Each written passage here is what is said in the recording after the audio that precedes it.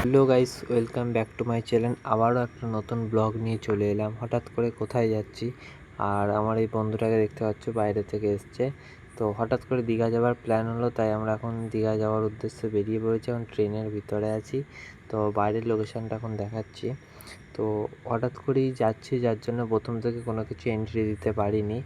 তো গাইস, আমরা কিন্তু দীঘায় যে কী করছি সমস্ত ভিডিও আপডেট এই ভিডিওর মধ্যে থাকবে, তো চলুন দেখতে থাকুন। তো গাইস, অবশেষে আমরা এখন দীঘা স্টেশনে এসে পৌঁছালাম। তো এইটা হচ্ছে দীঘা স্টেশন, এতক্ষণে পৌঁছালাম। ট্রেন 1 ঘন্টা লেট ছিল। তো গাইস, এখন আমরা যাব হোটেলে। তো গাইস, এখানে কিন্তু প্রচুর আওয়াজ হচ্ছিলো, যার জন্য আমি ভিডিওতেও ভয়েস ওভার দিই। তো গাইস, এখন যেটা দেখতে পাচ্ছেন, এটা হচ্ছে দীঘাতে নতুন যে জগন্নাথ মন্দির তৈরি হয়েছে, এটা হচ্ছে সেই জগন্নাথ মন্দিরের কিছুটা অংশ। দীঘা স্টেশন থেকে দেখা যাচ্ছে, তো মন্দিরের কাছেই স্টেশন। তো কিছুক্ষণ লাগে, কয়েক মিনিট মতো লাগে আসতে। তো গাইস, এখন কিন্তু আমরা দীঘা স্টেশন থেকে বেরোচ্ছি, বাইরের দিকে যাচ্ছি, এখন হোটেলের দিকে যাব। তো স্টেশন থেকে দীঘাতে আমরা যে হোটেলটা নিয়েছি, সেই হোটেলটা খুবই কাছে। তো আমরা এখন হেঁটেই যাব। তো চলুন হোটেলে যাই, তারপরে বাকিটা আপনাদেরকে দেখাই। তো গাইস, কিছুটা হাঁটার পরই চলে এলাম হোটেল ছাগলনীড়ে। তো এখন আমরা এই হোটেলেই থাকবো। তো গাইস, ভিডিওটা এখন আপাতত এই অবধি থাকলো। কালকে চান করতে যাওয়ার সময় বাকি ভিডিও দেবো। তো গাইস, এখন দেখতে থাকুন। তো গাইস, এখন কিন্তু আমরা চান করতে যাওয়ার জন্য আমরা বেরিয়ে পড়েছি। তো আমরা এই 3 বন্ধু মিলেই এসেছি। তো আসার কথা ছিল আরও 2-3 জনের, তো তারা আসেনি, তাই আমরা 3 জনই। তো গাইস, এখন চলুন সমুদ্রের দিকে যাওয়া যাক। তো চলুন দেখতে থাকুন। গাইস, ওই যে দূরে দেখতে পাচ্ছেন সমুদ্র দেখা যাচ্ছে। তো চলুন সমুদ্রে নামি, তারপর দেখাচ্ছি। গাইস, এখন আমরা সমুদ্রের মধ্যে নেমেছি। এইদিকে আয় রে।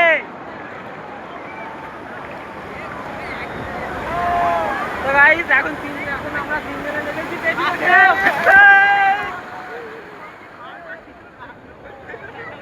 তো গাইস, অন করেছি। না না না,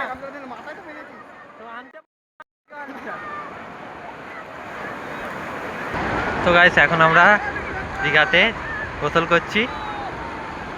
আমাদের সামনে দুটো গামছা পাতা দেখতে পাচ্ছ, ওই দুটো আমার সঙ্গী। রাজ এইদিকে। ওখানে রাজ আর অরিজিৎ আছে। অরিজিৎ, সামনেটা একটু নাবা।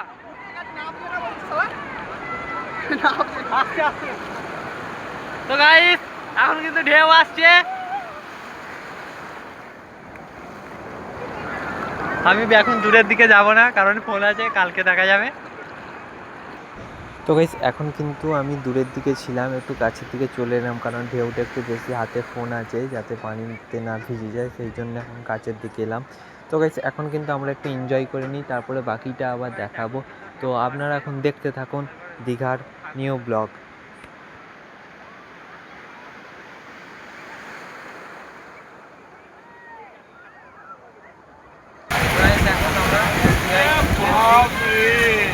দেখতেই পাচ্ছ, মানে এত পানির স্রোত বেড়ে গেছে যে রাস্তায় পর্যন্ত পানি চলে আসছে।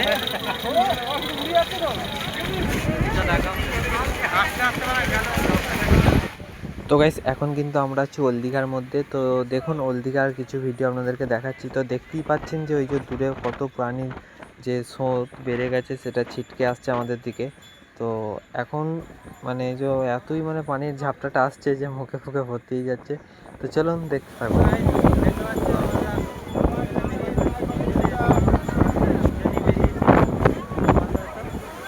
সামনের ভিউটা এই অবস্থা।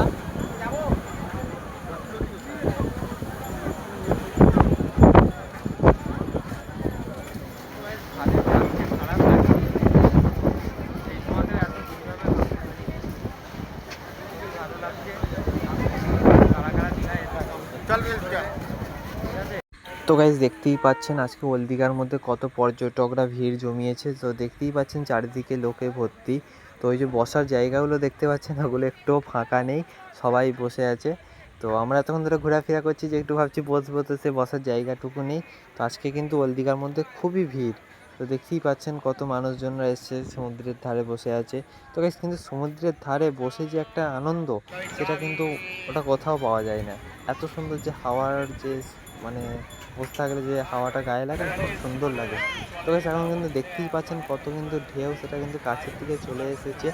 তো এই যে আমরা এখানে দাঁড়িয়ে আছি, এখানে মানে এমন অংশ এমন ঝাপটা আসছে যে ফোন ফোন ভিজে যাচ্ছে, এমনকি আমার জামা পর্যন্ত খানিকটা ভিজে গেছিলো ঝাপটায়। তো গাইস কেমন ঢেউ আশা করি দেখতে পাচ্ছেন। তো এত পরিমাণে সমুদ্র উত্তাল, কারণ কিন্তু এখানে যদি কেউ পড়ে যায় না, সে আর উঠতে পারবে বলে আমার মনে হয় না, কারণ অতিরিক্ত সমুদ্রের ঢেউ। তো কত কাছ থেকে ঢেউ উঠছে গাইস, ওখানে পড়লেই কেউ মরে যাবে। তো গাইস চলুন একটু অন্য দিকটা ঘুরিয়ে দেখাই। তো গাইস এখন ওপরটায় উঠলাম রাস্তা থেকে, এখন ওপরটায় উঠেছি, এবার ওপরটা একটু ঘুরে দেখাচ্ছি। তো চলো দেখতে থাকো।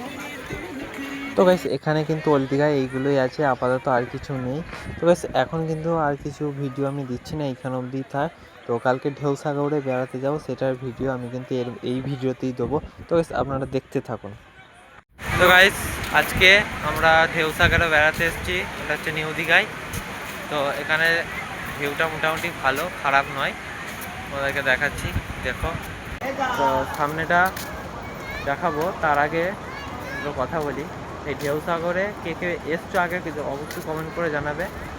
আর দ্বিতীয়ত ঢেউসাগরটা হচ্ছে নিউ দীঘাতে, খুবই সুন্দর একটা লোকেশন। এখানে দেখতেই পাচ্ছ টুন্না টুন্না আছে, এদিকে রাস্তাটা পুরোটা লাইটিংয়ের কাজ করা আছে।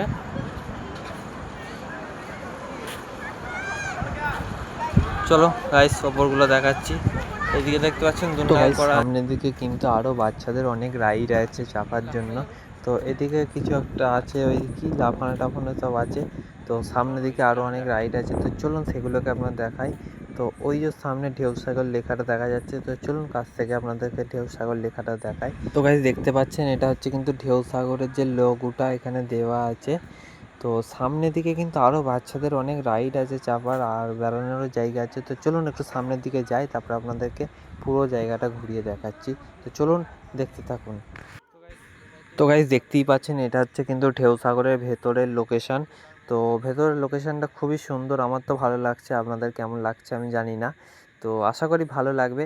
আর এই যে এটা দেখতে পাচ্ছেন, এটা হচ্ছে কিন্তু গেমিং রুম, যেখানে বাচ্চাদের অনেক রকমের গেমস আছে। তো এখানে মানে টিকিটের ব্যবস্থা আছে।